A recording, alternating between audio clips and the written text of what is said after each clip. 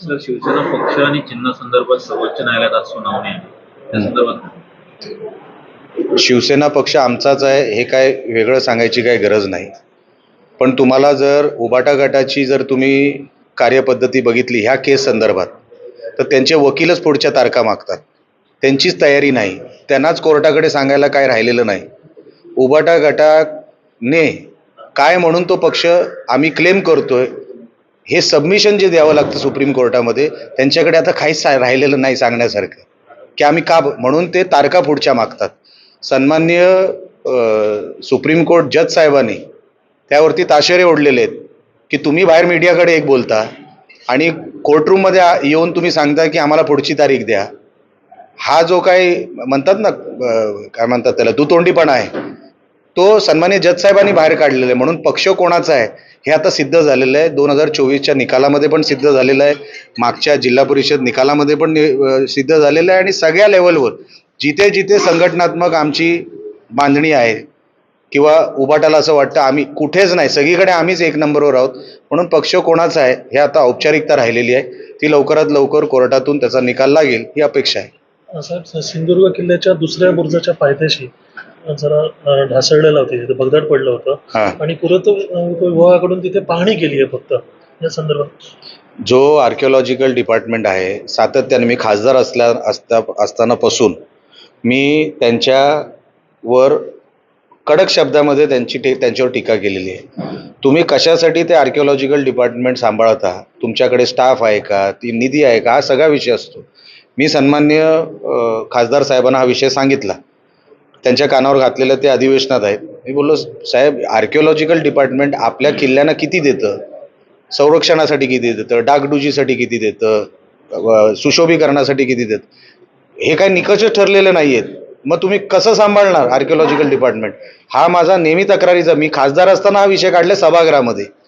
सातत्याने आमच्या तक्रारी सुरू आहेत, आम्हाला तो निधी वाढवून पाहिजे. 4 कोटी 2 कोटी 2.5 कोटीने होणार नाही, ते पण 2 वर्षातून एकदा कधीतरी पैसे येतात.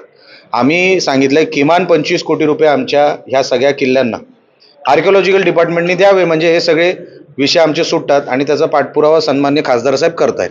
साहेब, राज्यात अमराठी रिक्षा आणि टॅक्सी चालकांना मराठी यावं म्हणून सरकारनं सक्ती केली आणि 15 ऑगस्ट पर्यंतचा कालावधी दिलेला आहे. आणि शेवट असं म्हणतात की अमराठी आणि मराठी रिक्षा टॅक्सी चालक अजून त्यांना प्रशिक्षण द्यायचं चाललं होतं, पण नंतर प्रतिष्ठितच आहेत ते प्रशिक्षण. नाही, म्हणजे तुमचा प्रश्न काय? प्रशिक्षण त्यांना शेवटचे 15 दिवस सांगितले, आता उरले ते 15 तारीखपर्यंत, पण ते अजून प्रशिक्षण त्यांना देण्यात आलं नाहीये मराठी बोलण्यासंदर्भात. देण्यात आलं नाही की त्यांनी घेतलं नाही हा पण प्रश्न असतो. दोन्ही गोष्टी तपासून घ्या. मराठी अनिवार्य आहे, आलंच पाहिजे, त्याच्यामध्ये कोणालाही सुटका नाही. प्रशिक्षण देऊन सुद्धा जर काही लोक घेत नसतील, तिथे पोचत नसतील, तर त्यांना काय आम्ही कॉलरला धरून तर आणू शकत नाही. त्यांना ते आलं पाहिजे.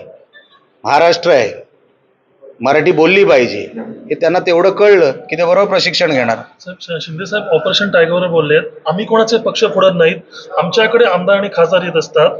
एकंदरीत ठाकरे गटाने आत्मचिंतन करावं की ते आमच्याकडे काय येतात, आम्ही हिंदुत्व कधी सोडलेलं नाही. बरोबर आहे, उद्धव साहेबांनी हिंदुत्व सोडलं, बाळासाहेबांचे विचार सोडले आणि आज लोकांना वाटतंय की इकडे हिंदुत्वाचे विचार आहेत, स्वर्गीय बाळासाहेब ठाकरेंचे विचार आहेत आणि शिंदे साहेब 24 तास मैदानात आहेत.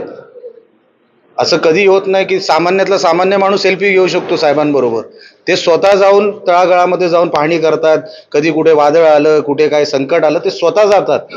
म्हणून आमच्याकडे अहो ते कशाला, नुसती नजर जरी जाईल ना शिंदे साहेबांची, लोक आमच्याकडे येत आहेत.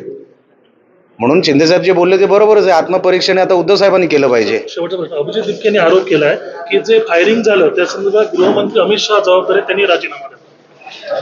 लक्षात घ्या, व्हिडिओ दोन्ही बाजूचे बघा.